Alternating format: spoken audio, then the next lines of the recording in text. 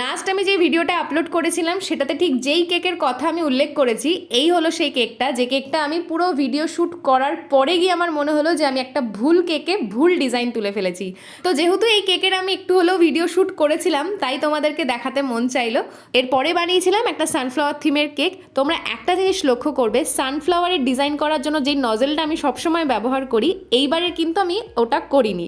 এবার আমি পুরোপুরি পাইপিং ব্যাগ দিয়ে করেছি, কারণ কাস্টমার যেই ছবিটা আমাকে রেফার করেছিল তাতে এরকমই ডিজাইন ছিল।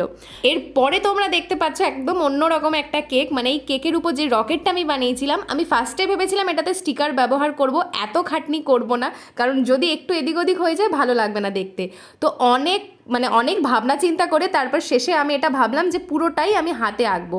তো আমি জানি না আমি কতটা ভালো করতে পেরেছি, তোমরা আমাকে একটু জানিও যে কতটা সুন্দর হয়েছে। আমার পক্ষে যতটা বেস্ট দেওয়ার আমি চেষ্টা করেছি, বাকিটা আবার তোমরা আমাকে কমেন্ট করে জানিও।